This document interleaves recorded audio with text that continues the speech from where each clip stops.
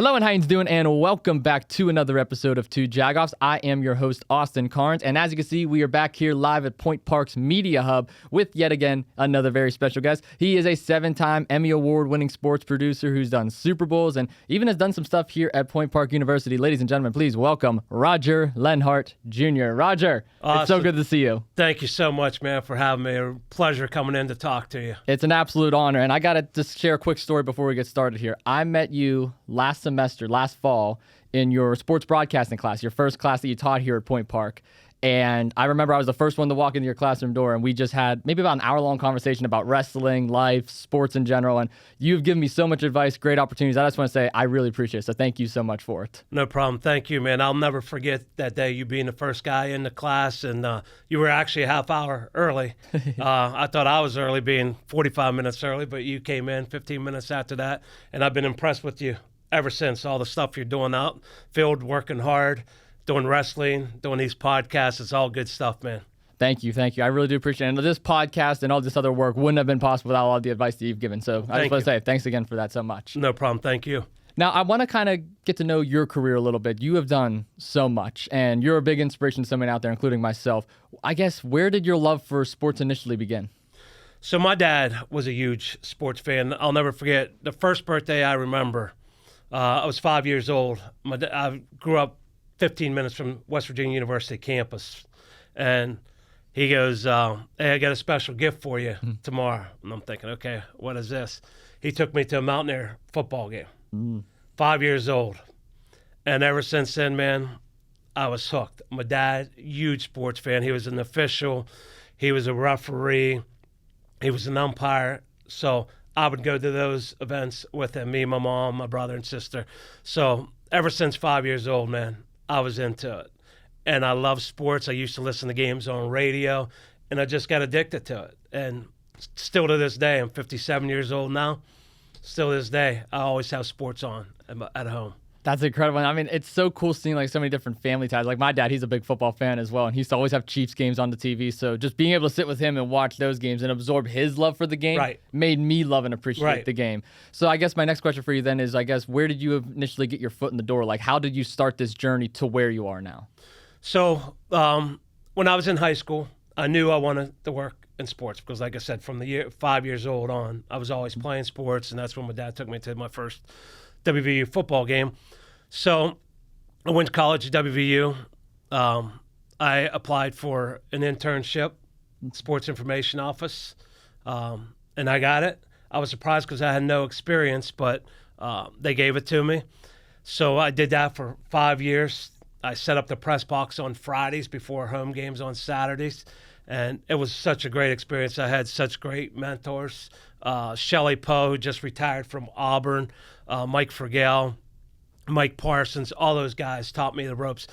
And so from that point, they also did TV there. So I got involved in TV, and I was hooked at that point.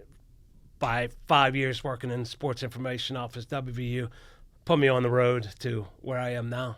That's incredible. And I mean, being able to work with all those different sports and saying that you love it so much, I mean, it probably just means so much to you. I guess, do you have maybe like a favorite memory or like a standout story along your journey that you would like to share? So when I was in college, Major Harris, quarterback for WVU, was outstanding. He was incredible.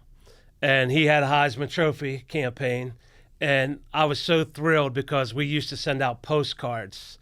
Major Harris, all the voters, they vote for Major Harris.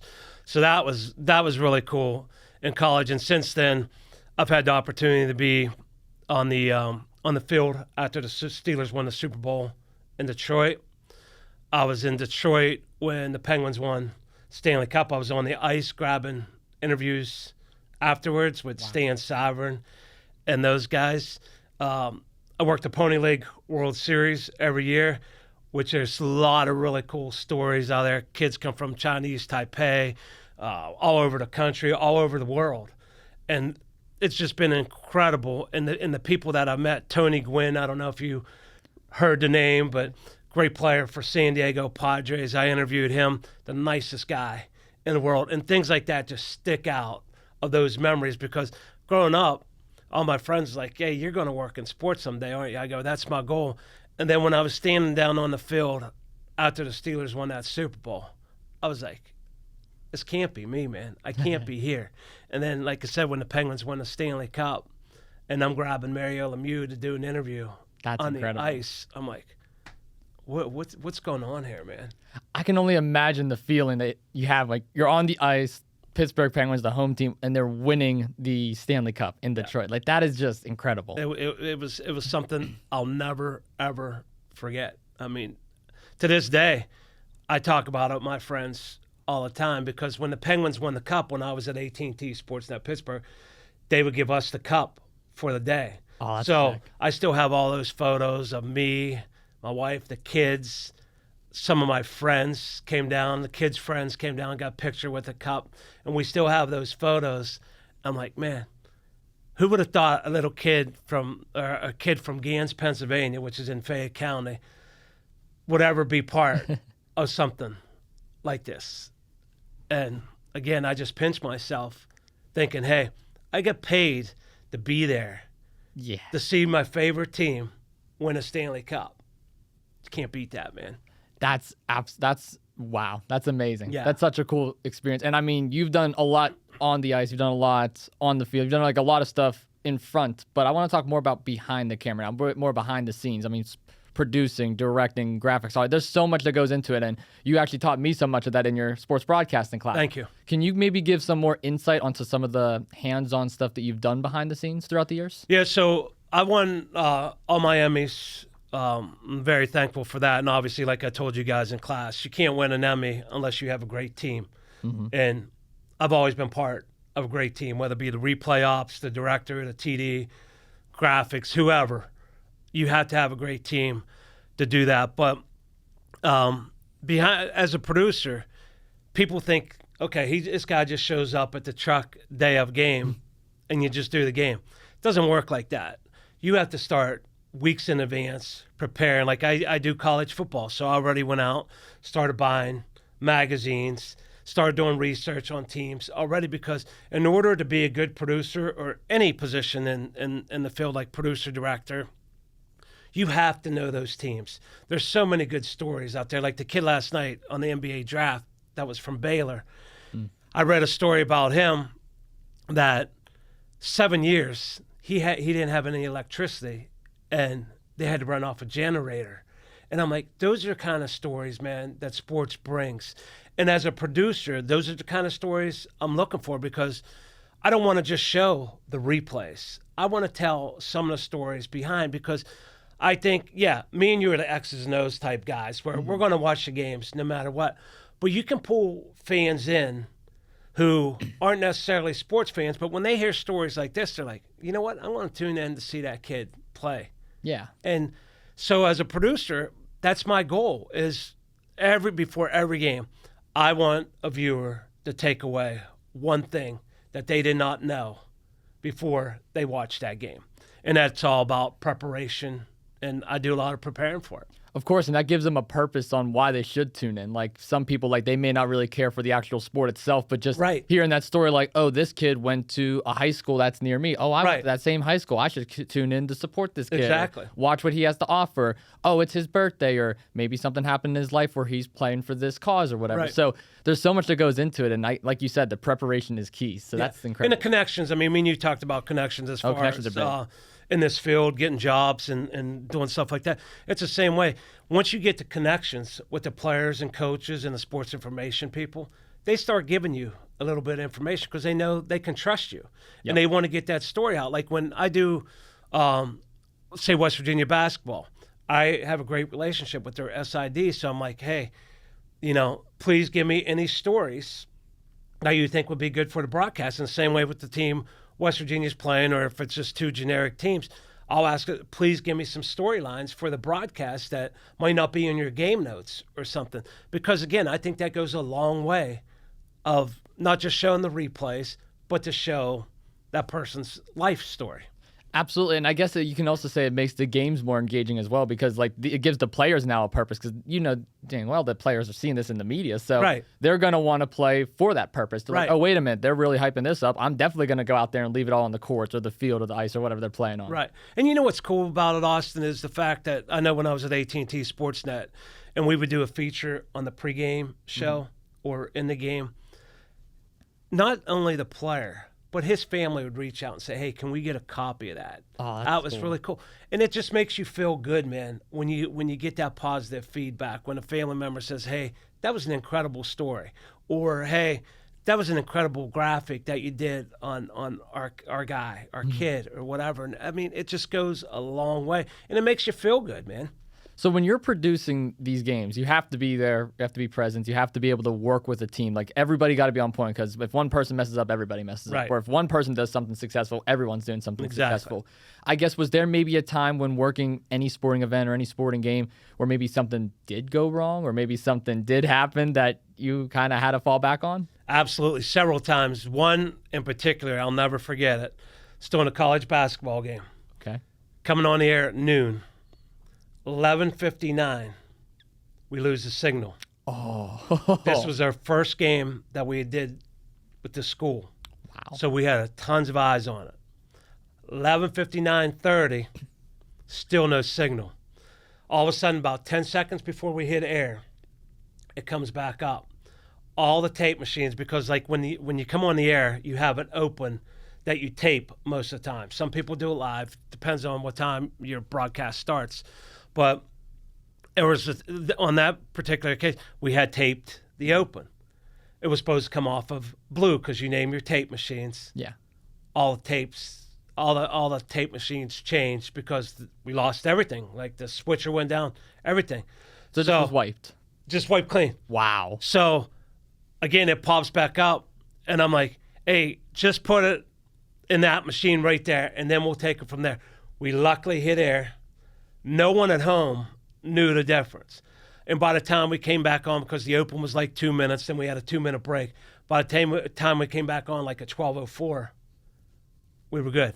Wow. But that was crazy. There was a time when we used to do training camp shows from Steelers training camp in Latrobe. Mm-hmm. Same thing.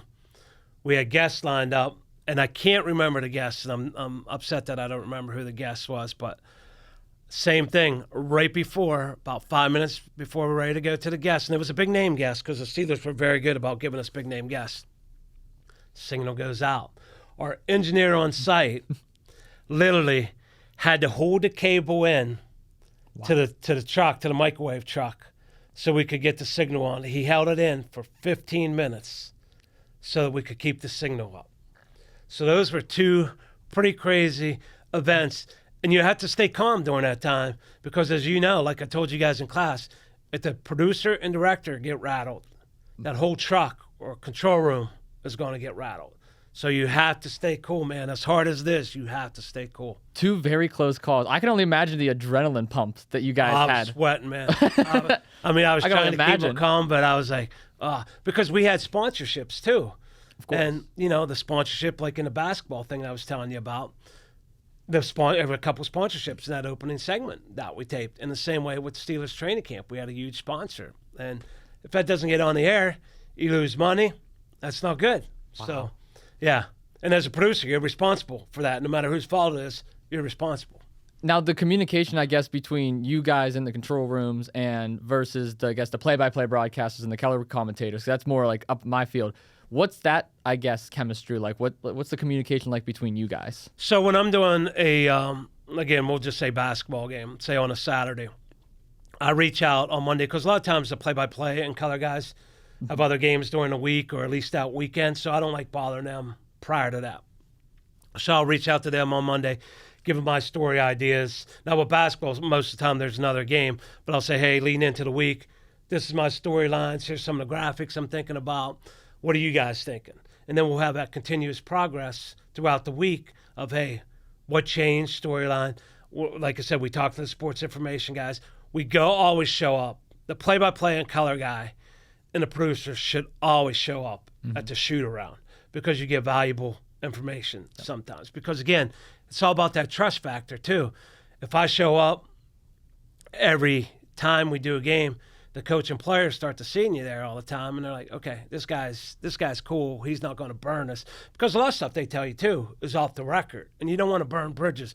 They say off the record. That means no matter what they tell you, you don't put that on the air, or you're not going to be doing it long. So that whole process starts at least 6 days in advance, and like I said, it progresses throughout the week with storylines, and then at the shoot around we talk again, like if a player's out, and then we go from there. But they got to be constant communication. And I feel like a lot of people don't know that there is that constant communication, because some people just think, oh, the play-by-play just shows up and they just call what they see. But no, there's a lot of preparation that really goes into it. A lot of people got to talk to, a lot of people got to prepare for it. There's a lot going on. Right. And here's the thing I'll tell you, and you know this as a play-by-play guy. Mm-hmm. If you mispronounce someone's name, you're going to get calls. You're going to get cooked. You're going to get calls. I don't care if you're doing high school. Even if you're doing a PA at a kid's game, a high school game, and you mispronounce your name, not good. So that's another thing. Like the Major League Baseball, NHL, they all put out on their website, on their media sites, pronunciations for every player. Mm-hmm. A lot of schools have players say their names so you know their pronunciations. So that's also very key. Play-by-play guy, you got to get those pronunciations right. It is, and I'll tell you what, that was actually my biggest flaw when I first got into play-by-play. There was some of the names, like especially some of the foreign names, I struggled pronouncing. So what I would actually do, and I still do this to this day, I'll actually go up to the coach and I'll be like, hey, these couple names I'm a little stuck on. Can you mispronounce them for me? And the coach would go through and read them for me. And that also gives me a chance to talk to them, get some sound bites to use for the play-by-play, be able to maybe talk to a couple players during shoot around. Some of the players got to know me from this podcast, so it's pretty easy to talk to them now versus before. And like you said, Roger, you really got to have that preparation. Yeah. It's all about preparation. I think Rob King might have been one of your guests on your podcast. So me and him always laugh. We have a story. We did a high school game in a week. 10 years maybe. Okay. Sports, Pittsburgh, it was AT&T Sportsnet at the time. So this kid that played running back, I don't want to say his name, but this kid played running back. We probably did like 6 or 7 games throughout his career. Wow. Stud. Pronounce his name this way. Because Rob King, no one does homework like Rob King. Rob King does his homework. Gets into college, we're doing a game. Player goes, no, you're saying it wrong. For all those years, for the 4 years he was in high school, because he played as a freshman, same name, no one said anything. That's what we were told his name was. And then it gets into college, name change. And if Rob King wouldn't have talked to him, we'd have never known. His name changed. So I don't know how that whole thing transpired, but again, that's why the constant communication, constantly talking to players and stuff. And Rob King still laughs about it. We're like, where'd this come from? Now, I guess this kind of more, giving some advice now to some younger broadcasters out there, some play-by-play guys, even myself. Some people feel intimidated by approaching these kind of people, approaching coaches, approaching players. But like you said, you got to do it. You got to be able to put yourself out there. I have to do it. What advice, I guess, would you give to some of those people looking to get into that field? I would just make sure, again, that you do your preparation. I would make sure that when you're talking to the coaches and players, because when you do that, again, it just shows you that, hey, this guy's prepared. He's showing up, taking the time to talk to us, get the name pronunciations. Because there was a guy, pretty well-known guy. Again, I'm not going to mention any names, but he wouldn't show up at shoot-arounds. Well, after the game one time, Bob Huggins, I will mention his name, Bob Huggins was doing a post-game interview. And he, on the air, this was on the air, he comes out to the guy and says, hey, you would have known that if you would have showed up at the shoot-around. Wow. So, again, man, it's preparation, talking to the coaches, talking to players. Listen, when I first started going out, when I was a producer at WPXI and I was going into lockers or clubhouses and getting interviews, I was really intimidated. Mm-hmm. But back then, the old school newspaper guys would not ask a question until the TV guys left. So, man, I had to ask some questions. The only way you're going to get better is ask questions. And you can't, again, even when it comes to the questions, you got to be prepared and ask the right questions. And when you're watching the game, I mean, they appreciate it when you bring up specific examples where you're not generic, because even nowadays, man, you hear these guys asking generic questions. Yeah. You want to be specific so you get engaged. And a lot of people, and I tell all the young kids this, they have a list of questions because they're prepared, right? Yeah.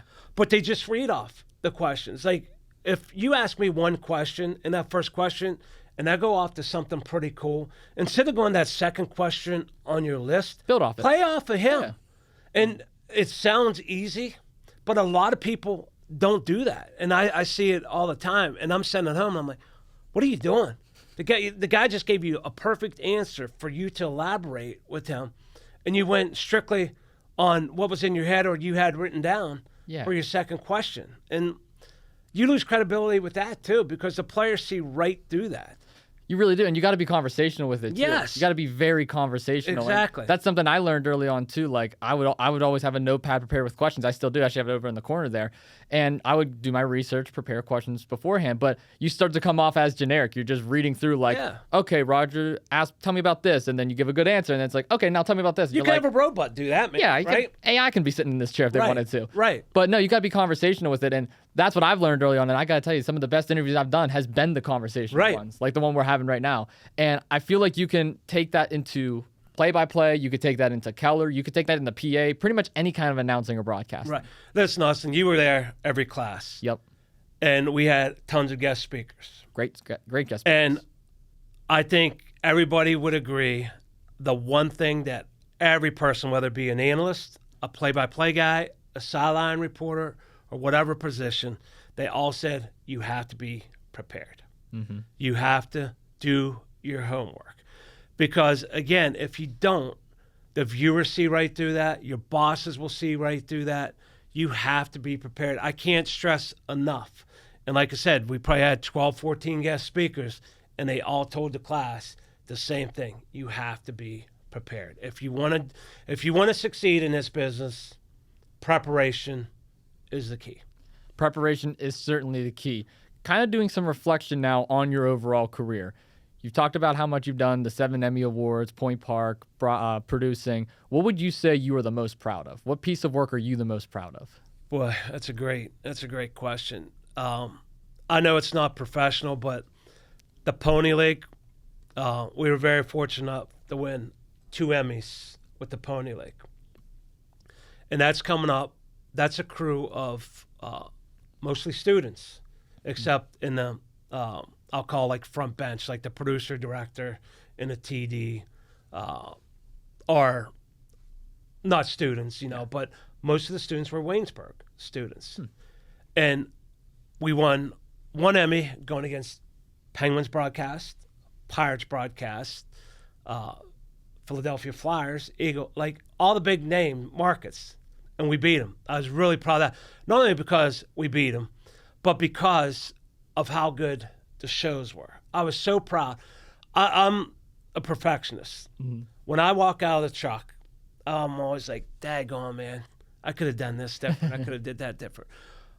But on a couple of those Pony League games, I walked out. I'm like, man, we knocked that out of the park. Now, I never thought we were going to win Emmys because we were going up against all those big teams, professional teams who have professional crews. I never thought we'd win Emmys, but I was really proud of what we did. And I pulled each student aside, and I was like, you guys should be really proud of this broadcast because, I think we had 6 or 7 cameras. 5 of those cameras were students. And I'm like, it's incredible what you guys have pulled off. So those two, very proud of those. Bob Huggins, his 900th win, I produced that game. And I was incredible. I was very, very proud of that one. That was a great one. And then being down on the field, like I said, for pulling guests for the Stanley Cup championships, your hometown team, and for the Steelers. I mean, you can't beat that. Can't beat that at all. I still get chills thinking about being down there. Yeah, I think I see the goosebumps starting to form just you thinking about it. It's crazy. And then, during those times, Stan Savern, who was a legend in Pittsburgh, I had a great relationship with him, and he was on the ice and on doing some of those interviews and stuff, and I'll never forget those times with him either. So. And again, you met a number of people that I've worked with throughout the years, and you see what kind of people, the Robbie and Smikowskis, the Rob Kings, the Eddie Olczyks, Stan Savern, Steve Black. Like, I can go on and on how great these people were. And listen, man, they're such high-level people at what they do, but they're even better people. They really are. And I will tell you this, I can relate to that because I've had phone calls with Robbie and Sokowski. I've had Zoom calls with Rob King, texting conversations, emails, and these are some of the most down-to-earth people. And I'm going to quote you for a second. One of the best pieces of advice that I've been given is to pay it forward. That's what they want to do. They just want to pay it forward. Yes. They're going to give back to the next generation, the younger guys. And the fact that you said so many different people that's working on these broadcasts behind the cameras in the control rooms are students just goes to show like the new wave, I guess, of producing and of sports media is coming in the next couple of years. It's so cool. Yeah, I know we did the Mountain East Conference Championship, which Point Park is obviously a part of now last year. And a couple students from the class were part of that. Yep. And it was because of connections. And I told you before we started doing this, when I'm part of something, I want to get you involved because you show the initiative. I know you're a hard worker. You're never late for class. You always had your homework done. All that is important. And as somebody who's done this for a number of years, I'm like, these kids stand out. And I have to say, I think there were 18 to 20 kids in the class. I'd recommend just about every one of them because you guys were so good. That was my first year of teaching. Wow. And I was like, man, I don't know because I don't want to be a disservice because you guys are paying for the class. But you guys were always prompt. You guys were so good, so engaging.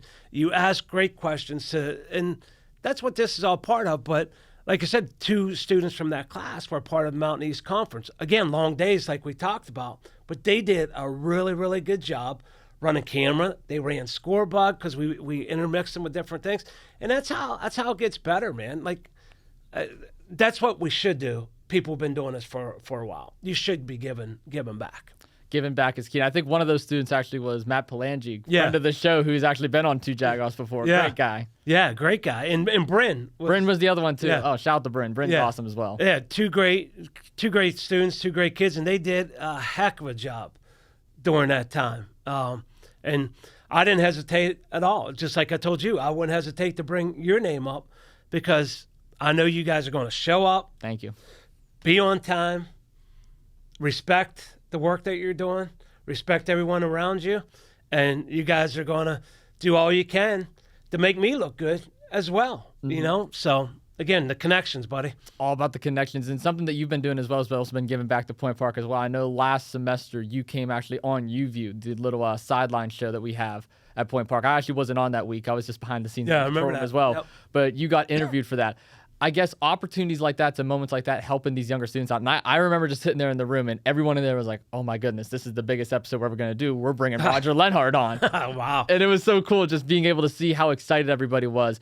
And I guess this just really shows how excited people really are for sports. Would you say, I guess, this next generation of people getting involved in this media is, I guess, passionate for it, more passionate than some previous before? I know I do a lot of work, WVU, and having taught this class here. Like, for a lot of ESPN Plus broadcasts, you use a lot of students as well, right?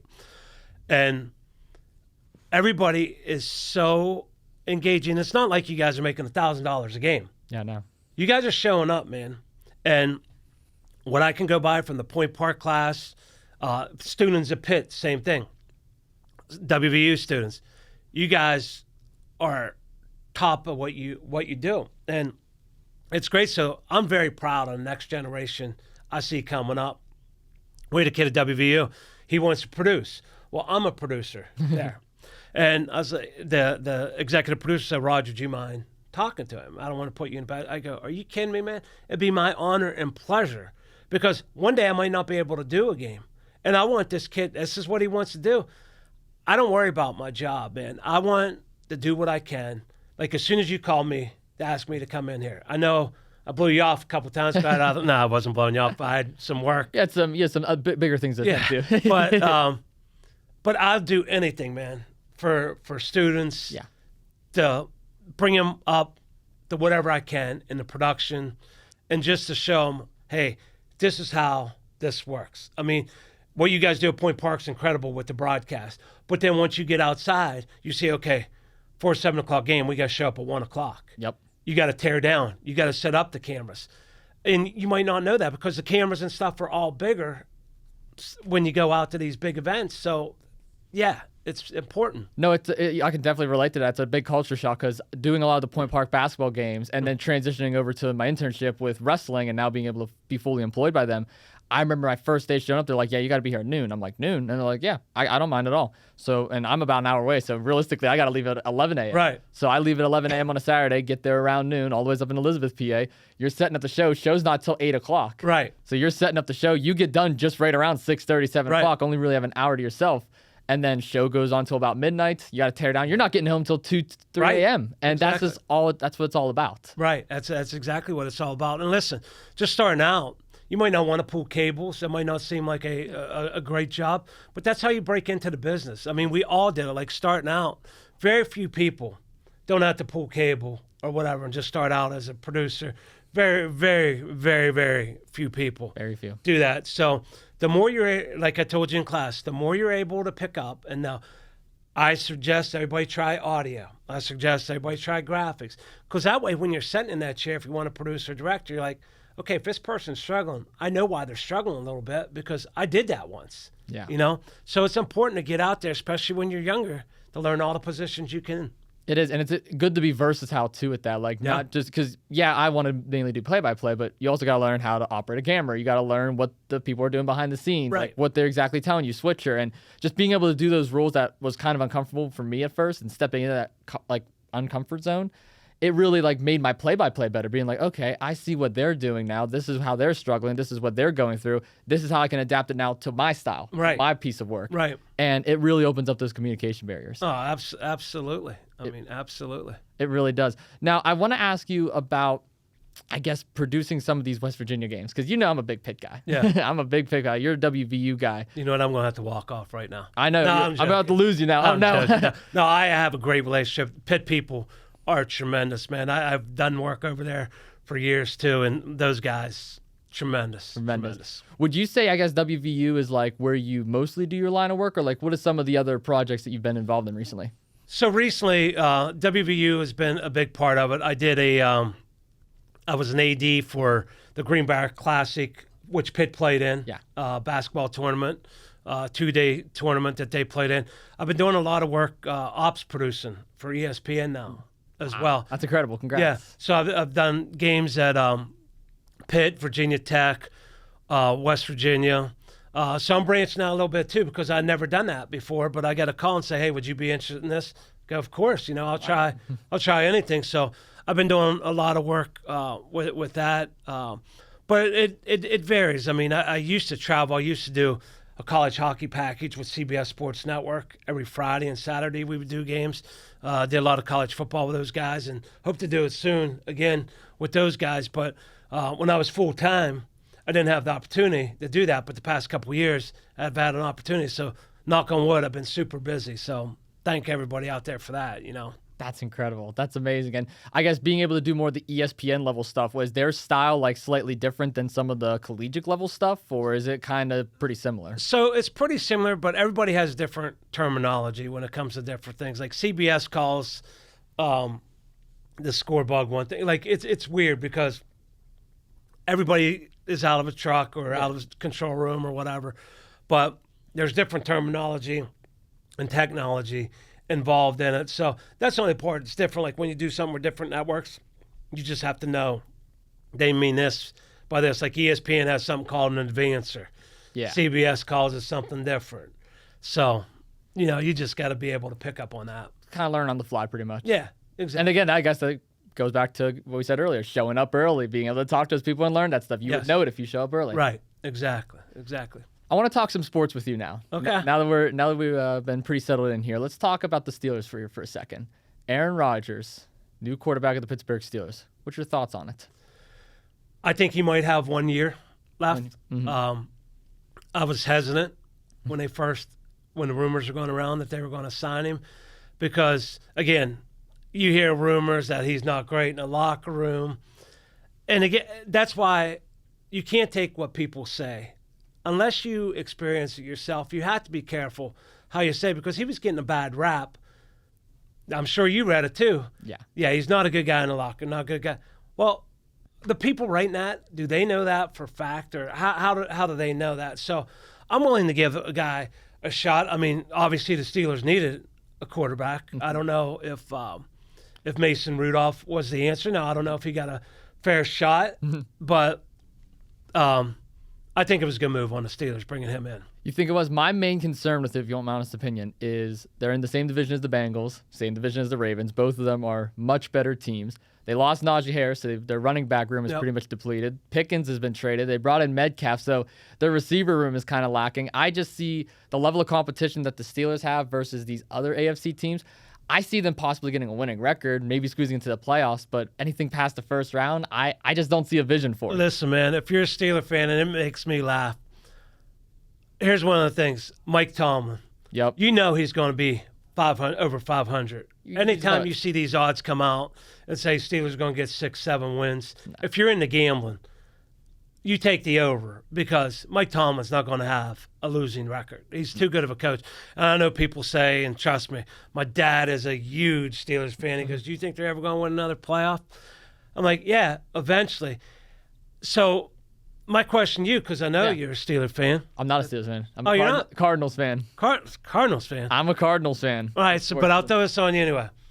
Would you rather your team, the Cardinals, Okay. would you rather them make the playoffs every year and lose in the first round, or not make the playoffs and go to the Super Bowl, say, once every 15 years? I mean, I guess probably the Super Bowl, because the Super Bowl at the end of the day is the grandest prize. Because my thing is, why settle for little when you can achieve more? That's kind of my motto in life. Because, yeah, getting to the playoffs is great and all. Yeah, getting there and saying that you made it is amazing. But there's so many other teams that's making it farther than you. Teams in the divisional round, teams in the conference championships, and then the Super Bowl. I mean, that's the grandest prize of them all. Arguably the grandest prize in all of sports. No question. So I would say the Super Bowl. Yeah, no question. And I'm a Cardinals fan. We've never won one, so it'd be nice to actually have a Super Bowl. No, and I get that part of it, but I mean, back in my mind, I keep saying, okay, all these people keep saying about Tomlin. Yeah. Would you be happy? Like I said, say one Super Bowl every 10 years, every 15 years, and not make the playoffs? Or do you like making the playoffs where you're relevant every year? You know you're going to have sellouts. Mm-hmm. You have a huge travel party that goes with the team wherever they're at. You know, no matter where they play at. If they're playing in Dallas, they have half the crowd there, man. It's unbelievable. So I hope for Tomlin's sake, I hope they make the playoffs, and I hope they advance. I hope so too, and it's nice seeing that it's almost been 2 decades now. Yeah. Tomlin has never had a losing season. But at the end of the day, when are you going to settle? When are you going to stop settling for less? That's been the biggest motto for me. You're constantly winning games, you're constantly making it to the playoffs, but it's always first round exits. It feels like it's a Pittsburgh thing. The Penguins always first round exits or miss the playoffs. The Steelers always first round exits. The Pirates, I mean, they're in their own boat, but it just feels like they're settling for less. I understand the frustration, trust me, because the Steelers has that reputation of at least winning one game in the playoffs. I mean, and everybody talks about it. The national guy says, and I agree with him, if Tomlin would be fired, he'd be picked up an hour afterwards, probably. But the Steeler fans, I get their point, man, that we're accustomed to winning Super Bowls. We want to win Super Bowls, and you're not even winning a playoff game. So I get it. Mm-hmm. My dad actually brought up a really good point on this podcast one time. He said that Pittsburgh fans in general expect greatness from their team. Yeah. Because at the end of the day, we're supposed to be the city of champions. And he's a Chiefs fan. This is coming from a Chiefs fan. He said, so anytime the Steelers are losing games or behind in games, they are expecting a lot more. They're expecting players to be benched, players to be cut, because they want to see their team succeed. Right. And it's all about greatness. Right. I mean, hey, it used to be called City of Champions, right? Yep. I mean, Pittsburgh was the City of Champions. And when's the last time you had one? 09, I think. Well, for the Steelers, 09. Yeah. I mean, Penguins 2017. Pirates couldn't tell you. 79. 79. There it is. So, I mean, I like I said, I get it. I get the frustration, and it's one of those things where if you're a Steelers fan, you expect to win one playoff game.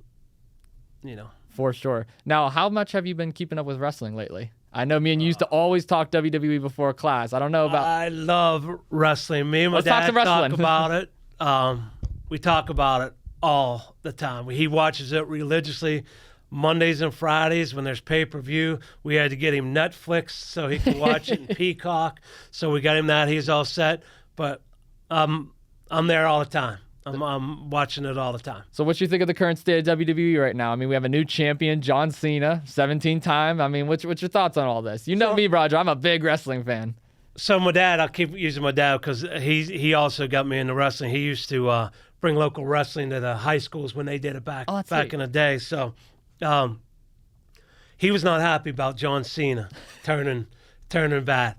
I kind of think it's a good storyline. I'm anxious to see how it turns out because he has, 6 months left? 6 months. So I'm anxious to see how that plays out at the end. Will he turn back into a good guy again? And I know everybody's like, yeah, it's not real or whatever, but I'm still into it. I think Triple H, excuse me, is doing a pretty good job of the storylines. What's your thoughts on that? I think he's doing phenomenal. And this is no disrespect to Vince because without Vince, there would be no WWE. Right. But, you could tell, towards the end of his career, the storylines were growing weak. He was not building new stars. Right. He was relying too heavily on the veterans. I mean, the Brock Lesnars of the world, the Goldbergs of the world, they were great and all, but, in their prime. Right. So it's time that we start building up some of these new NXT guys. And Triple H has done a great job at being able to gel the old guys with the new guys. Right. Like Randy Orton is still relevant. John Cena is still relevant. But you're also building new guys like Gunther. Cody Rhodes is starting to come up. Roman Reigns is still bouncing back and forth. Rollins, he's innovative. So it's nice to see Triple H be able to play his cards right with all the different wrestlers. Well, how about Goldberg coming back? What do you think about that one? Because, it's been out there. This is going to be his only match. So when he's up against Gunther, what happens? What happens there? Because he's in Atlanta, he's in his own, his hometown. July 12th. The only way that I could see Goldberg winning it is if Seth Rollins comes in and cashes in Money in the Bank immediately afterwards. I think it's going to happen. That's probably what's going to happen. But in all honesty, if Goldberg's going to have a final match, I would rather see him versus Braun Breaker than Gunther, in all honesty. Yeah. I think Breaker and Goldberg have a lot more similarities, and it would be nice passing of the torch to face Breaker in his final match. But Gunther's incredible, so I think it's going to be a good match regardless. Even though Goldberg is past his prime, and I've been very critical of saying he needs to stay retired, I think Gunther will at least be pretty safe with him in that match. Yeah, I agree. And one thing that I've been a little bit disappointed in is the fact that they don't have house shows anymore. Yeah, I know. And so a lot of these guys, like you see Karrion Kross doing promos all the time, and I like the guy, but I want to see him wrestle. Like, when's the last time you saw Roman Reigns, in a wrestling match? I know he's appeared, but when I was growing up, every week these guys were showing up and on TV. The superstars, I don't know if it's because they don't have enough time. I don't know if I like the separation between SmackDown and Raw, but it just doesn't seem like the big names are wrestling every week. No, they're really not. You rarely get, we just finally got a Cody Rhodes match on Raw. I can tell you when the last time he fought on Raw was Cena. He hasn't fought on Raw since he's returned and been champion. So totally agree on that. Yeah, so I would like to see that change a little bit because, I look forward to, when I call my dad tomorrow on Friday, I always look at the preview, who the matches are coming up. Yeah. And I'm like, they got to change that part of it a little bit. And you got to get the guys, the superstars, more involved. And so that I'm a little bit disappointed in that, but I'm a huge wrestling guy, and I like the direction that Triple H is taking it. Certainly a great direction. Who would you say is your favorite wrestler at the moment? This current day of WWE, who's someone that you've been watching over the last couple weeks that you're like, yeah, that's my guy or girl? I like Randy Orton a lot. Okay. I like Braun Breaker. Oh, Braun Breaker's great. I like him a lot. Both of those guys. Have you seen those spears that he gives, Braun Breaker? Man. Who did he give it to the other night? Who was it? The Penta, wasn't it? It was Penta, the one off the ropes. Yep. Yeah. Oh my gosh. Hey, listen, man. No matter what, if you think it's real or not, and I know it's some of us say those guys are still. You can see the welts on their back when somebody gets, like Braun Breaker got hit with. Penta got hit against Braun Breaker. Regardless. That's gotta hurt, man. Same with a Gunther chop, like the chops Gunther gives. Like Sheamus. Sheamus he's as white as he is. When he gets those slaps, his chest actually breaks out. Yeah, it's bad. It's crazy. And I've taken bumps in a wrestling ring before because of all the stuff I've been doing with wrestling. So they hurt. It's real. It's not as springy as you think it is. Yeah, and that's hard. Yeah, and the turnbuckles and stuff. So yeah, but I love my WWE. There's a debate that we have here on the podcast, me and my buddy Lucas, the co-host of Two Jagoffs, and it's, would you rather take a Braun Breaker spear or a Gunther chop? Which one would you rather take? Ooh. It's a tough one. That is a tough one. I think I'd rather take the chop. Really? You'll take the chop over the spear? I think so. I think that's the spear would knock the wind out of you, probably. I think I'd still take the chop. I'd still take the chop. Gunther lays some pretty mean chops, though. He does, but I think I go chop, man. So with, I guess, final question with WWE, then we can kind of move into the conclusion of this. Who would you say out of right now, let's just go all-time here for a second. Who would you say is your all-time favorite guy? You can go back to any era. You can go back to the New Gen era, Attitude era, Ruthless Aggression era. I'm a little bit biased on this because he came into the studio when we did Sports Beat. Ooh. Was Bruno Sammartino. Bruno's a legend. The story he told about how he almost died brought tears to my eyes, man. And he was the nicest human being, and that was my dad's favorite wrestler of all time. So I liked him a lot. You probably don't remember a guy by the name of Don Morocco. I do know Don Morocco, actually. I liked him a lot. Pat Patterson. Pat Patterson's a legend. I loved a lot. Jimmy Snuka. Superfly. That's my mom's favorite right there. Yeah. My mom's favorite. So I go back to the old school, and me and my dad were talking about it the other day. Do you remember a guy by the name of Larry Sabisco? I do know Larry Sabisco, yeah. So when he took I'm a big wrestling nerd, so I went back and did my homework. So when he took that chair to Bruno's head, when he turned bad, like, I'll never forget stuff like that. So those are probably my all-time favorites. And like I said, the new guys, probably Braun Breaker and Randy Orton. Randy Orton, that's a good one. It's so funny you said that about Larry Sabisco turning on Bruno, because I was at this wrestling event called Pros of Wrestling about 2 months ago. They did it up in Butler.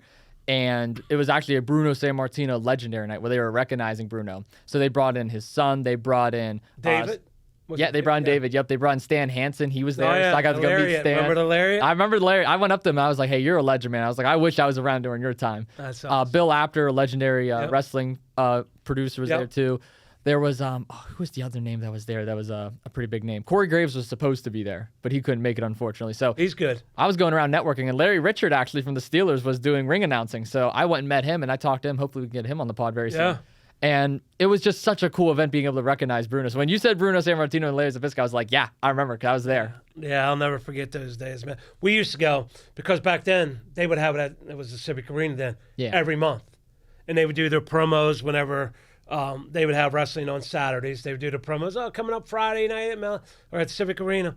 And we would go every month to watch wrestling for years, man. We went every month to watch it. And I bet that was incredible, too. Oh, man. It was some of my best memories with my family are sports-related, like going to wrestling every month. Me, my mom, my dad, my brother and sister, going to Power Games.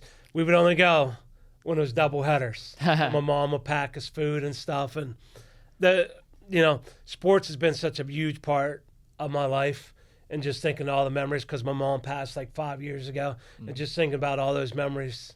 And most of them are sports-related memories. You can just bond over it. It's all about the bonding. What would you say your favorite sport is out of all of them? I love college football and college basketball. It's all college? I think college football is my favorite, college basketball. Love college baseball, too, but probably after college basketball, be the NFL. Ooh, NFL. Yeah. Where does WWE lay on that list? It's up there. It's up there? It's up there. That's my number one. Yeah, it's up there. Like I said, every Monday and Friday. My wife hates it. So I have to go upstairs and watch it every Monday and Friday night. But I love it, man. I watch it religiously. My sister, for the longest time, hated wrestling, too, and I kind of got her 50-50 on it. And every Thursday I volunteer, and I work ringside camera for 880 Wrestling. It's a Thursday night fights. It's a free show. It's right down the south side. It's in this like little skateboard shop. It's like as indie as you can get. And I brought her down the one time. I was like, just come down and watch me do the show. You can sit front row. It's free tickets. You don't got to pay anything. It's like 6 or 7 matches. Only an hour and a half. Right. And she's like, okay. She's sitting front row. She's been to 3 wrestling events in the last 2 weeks funny, now. Man. 3 wrestling events in the last 2 weeks. I'm taking her and her best friend to Raw and SmackDown on Monday. Nice. Just because she's been in the wrestling. But she's like, Austin, could we go? I'm like, tickets are too expensive. I mean, if you can get them, I'll drive and I'll pay for part. She's like, got them. I'm like, all right, we're going. We're going to Monday Night Raw. Fun. That'll be a blast. I'm looking forward to it. I've been trying to get backstage, but at least being in the arena is going to be good enough. Oh, yeah, that'll be cool. It's going to be great. Experience. So this podcast is hosted by 2 people. It's called 2 Jagoffs. My dad usually comes on and is the second host, and my good friend Lucas. And he usually likes to ask the guests a question on behalf of him since he couldn't make it here today. And that is, what is your go-to restaurant and why? We're big foodies here on the podcast. I know this really isn't as sports-related as some of the other questions, but I got to know, what is Roger Lenhart's go-to restaurant? So let me preface this by saying I am probably one of the most pickiest people that you'll ever meet in your life when it comes to food. My wife's Italian. Everybody loves her cooking. Mm-hmm. I'm a steak and burger guy. Okay. So same here. You're going to probably, I know you're probably going to laugh at this, but it's probably going to be like the Outback or Chili's. I'm not mad at that, actually. I'm not mad at that at all. Outback's really good. I might disappoint you because, No, that's not... I don't know if you were looking for like someplace on the south side or someplace downtown, but I'm a Texas Roadhouse guy, so like, I'm not mad at that at all. I'm a Texas Roadhouse guy too, so it has to be a place that has either wings, burgers, or steaks. Because, like I said, I'm picky. I don't eat a whole lot of different things. Do you do like any like permane sandwiches or like anything local or no? No, not at all. Never had permanes. You never had permanes? No. All the years in Pittsburgh, never had a permane sandwich. When I tell you I'm picky, man, I get my burgers completely plain, no ketchup, nothing. Not even cheese? Cheeseburger, I will. Okay, I'm about to say, at least, what about a bacon cheeseburger? Or is that pushing it? Bacon cheeseburger, I will do. Okay. But besides that, now, anything else, no mustard, nothing else on it. No ranch, nothing. Here's the thing, I'm not mad at that because for the longest time, I was like that. Like, I don't do lettuce, I don't do tomato, I hate pickles. I cannot do pickles at all. Do you like pickles or? No, not. When I tell you, salt and pepper and cheese. And it has to be Kraft. The Kraft. Okay, a little Kraft squares. It can't be anything other than that. So I'm a weird dude, man, when it comes to eating. See, I can't even be mad at you for that because I was the exact same way. I'm still kind of the same way. Like, I'm conservative with my food. I'm very picky. Like with French fries, like I gotta be plain, gotta have salt, maybe a little cheese on it. I don't mind cheese, but I'm a big cheese guy, so I'll put cheese on anything. I'm a big cheese guy too. You could ask anyone who knows me, who's known me for years, if you go up and say, "What's Roger want?" They'll go, "Pepsi, no ice, and a plain cheeseburger, or a steak with nothing on it." Like when I'm grilling out, because I tweet a lot. I'm a big tweet because I have millions of followers, and everybody wants to know what I'm grilling out on a nightly basis. So when I grill out, everybody comments, "Oh, that looks burnt," because my stuff also has to be well done. Well done too? Well done. When I say well done, my daughter, who every time I tweet it, goes back and says, "Please don't burn mine." Because I am a huge well done guy. I feel like me and you have similar taste buds. Yeah. I get made fun of for it all the time. Like they're like, put a little pink in there. I'm like, no, I don't. No pink. No pink. No pink at all. And I got to cut the fat off the steak. Same They here. call me a surgeon because I have to cut the fat off the steak. So, yeah, I'm bad, man. So when you're traveling a lot, do you ever have to like stop? Do you ever have the chance to like stop at fast food restaurants, or do you try to stay away from fast food? I try to stay away from those. The only two places I really eat at, if I do, which I can't tell you last time I had, it's like McDonald's, but I have to get, here's my McDonald's order. Okay, let's hear it. 3 cheeseburgers plain, a large fry. They don't have Pepsi, so I get a large Coke, no ice. Coke. Wow. So, no ice. What's the story behind the no ice? Is it just you don't do ice in your drinks? No ice, man. No ice at all. No ice at all.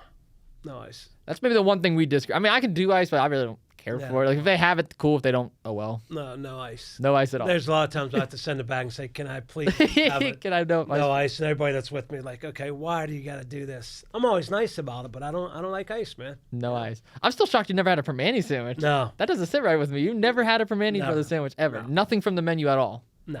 Wow. Do you at least do coleslaw or no? What's that? Do you do coleslaw or No. I don't do coleslaw either. No. It's okay. Nope. That's incredible. Well, Roger, I just want to say thank you so much for coming on the podcast today. I really do appreciate it. Again, you mean so much to me, so much to my career. You've helped me and so many other students out there, and I know they're greatly appreciative as well. There's so many of them probably actually listen to this episode as well just because you're on. So I just got to say, really, thank you so much. No problem. And like I told you before, man, that class was tremendous at Point Park. Point Park does a tremendous job. I mean, I'm glad you guys took something away from the class because, like I said, that was my first class teaching. And, it was an honor teaching you guys. Like I said, I'm glad that we were able to have guest speakers in. And I promise you guys I'm going to get you guys involved in some broadcasts to keep that train rolling because I'm very, very impressed by what you guys do here. Thank you. The messages will definitely be open on my end as well, so I'd be happy to hop on board and help you with anything you can. Robbie and Spakowski's going to be coming back on in a couple weeks. He's been helping a lot behind the scenes. Is there anything you wanted to say to Robbie before we end things off? You know what? I don't like Robbie. You don't like Robbie? No. I love Robbie. He's kind of a jagoff, isn't he? Robbie, as I mentioned when I mentioned people earlier on, Robbie is one of the best dudes you will ever meet. I mean, when those guys are on TV, him, Rob King, and I keep bringing up Stan Savern, a lot of my friends at WVU, Tony Caridi, Nick Farrell, guys like that, Warren Baker. I go on and on, Meg Bolger and stuff. They are so down to earth. They will talk to students. They will talk to anyone at any time.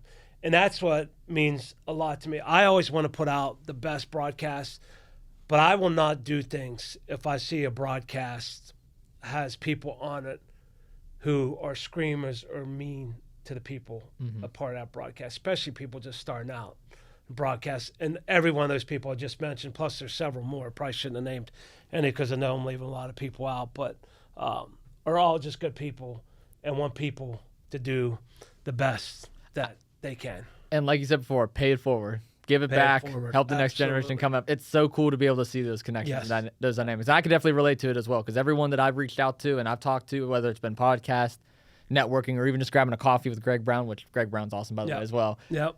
It's been the same experience every time. Yep. Always paying it forward. Always pay it forward, man.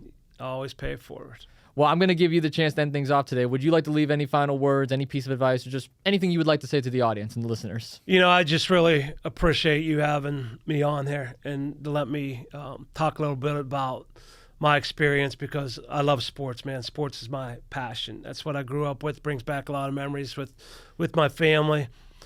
Seeing a new generation come up, because in this ever-changing technology field, you got to stay on top of it. Last year was an eye-opener when I taught that first class at Point Park, and I walked in the room that first night after I taught the class. I told my wife, I think I'm really going to like this, and I wasn't disappointed, man. You guys were tremendous, and, you know, I can't thank Bernie enough for bringing me on board and all the good people here at Point Park, man. And, again, thank you for having me on. I know how successful you already are, and you're going to continue to be. I expect in 5-10 years that I'll be seeing you somewhere, and you'll be a big time talent, man. I appreciate that, Roger. That really does mean a lot to me. Well, let's hope the grind continues. Absolutely. I mean, this is the summer of grind, so we're going to continue to try and grind things out. Exactly, man. You're doing a heck of a job, and I appreciate you. Thank you. And thank you all so much for tuning in to yet another episode of Two Jagoffs. I will leave some of Roger's. Would you like me to leave any of your socials or anything down below? Yeah, sure, man. Come out That's to you. fine. We'll leave some of Roger's out there in case if anybody wants to check out some of his previous work. Again, you can follow us on YouTube, Spotify, Amazon Music, or iHeartRadio. Same thing on social medias, Instagram, X, TikTok, and Facebook. Thank you again so much for tuning in. Until next time, here on Two Jagoffs, we will see you on the next one. Peace.